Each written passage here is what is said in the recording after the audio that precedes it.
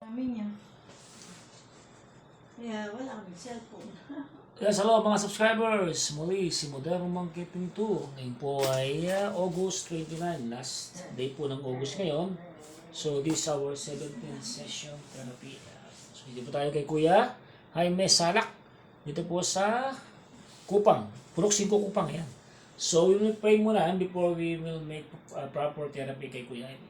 So watch niyo po till the end. And shoutout po sa lahat ng kanyang mga anak at mga kapatid ni Kuya Jaime at kapatid din po ni Teacher Helen. Sa inyo po lahat, shout out. At sa mga patuloy pong sumusuporta po ng aming journey po ni Kuya Jaime, mabuhay po na lahat and God bless to all of you. Tapo. It's picture. Picture ka lang kita ka.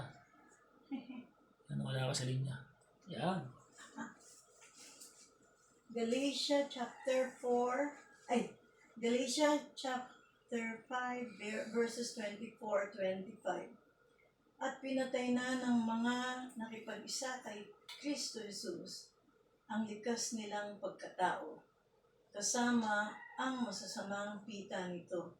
Ang Espiritu ang nagbibigay buhay sa atin, kaya ito rin ang dapat maghari sa ating mga buhay. Okay. Kaligtasan, hindi sa pamamagitan ng gawa. Efeso chapter 2 verses 8 and 9. Dahil sa kagandahang loob ng Diyos, ay naligtas kayo sa pamamagitan ng inyong pananalig kay Kristo. At ang kaligtasang ito'y kaloob ng Diyos, hindi mula sa inyo.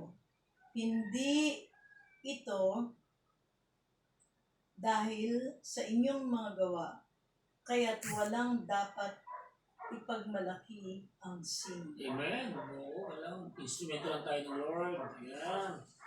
Yan. Maganda yung binasa mo kapon yung process. Aspect the process. Yung, second, Patience. Yan, 420, yung di ba? Respect the process. Sabi niya ganyan. All in favor, sabi niya, be patient and trust in God. So, kailangan nasa makabot tayo pasensya. Yan. So, kakabit nito siya yung papasok din Proverbs 3:6. Magtiwala po tayo sa Diyos ng buong puso. Huwag tayo magtiwala sa ating sariling kapasyan. Sa lahat ng bagay, dapat po siya ipapurihin at pasalamatan. Amen. Okay tayo. Palabas ka na kaya? Thank you, Lord Almighty Father. Lord, maraming salamat po, Lord God. We glorify you. Give you thanks and praise, Lord God, because you steadfast love endures for and Lord God Almighty Father. Muli Panginoon, ako po yung binigyan ng babae kalakasan, Lord God. Ang speed of recovery po ng po kay Kuya Jaime. Kung siya makaupo ng maayos, makatayo ng maayos, makalakad po ng maayos, Lord God Almighty Father. Sa aming ginagawa po natin, Helen, at sa mga pamilya, at sa mga taong ginagawa ng Lord God. May Panginoon, Lord God, muli Panginoon, isamahan niyo po kami. We do believe, Lord God, in that is possible, Lord God, Almighty Father. Sa pangalan po ni Jesus. Amen. Hindi tayo, siyempre. Ayun po dito niya kain na. What's your BP?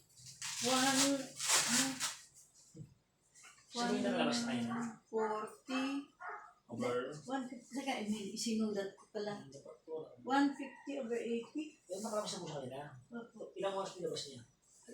So, matagal siguro. Mga 3 oras kami sa labas. Ilang oras sa labas? Yung umaga. Tagal, no? Ilang oras? O hindi siya na malakang? Nakaano siya eh. Nagpalipat siya doon sa tumba-tumba niya eh. Nakarest siya nandun sa tumba-tumba. Very good, ha? Susunod dyan. Diabetes years na natin, mag-iba na ito.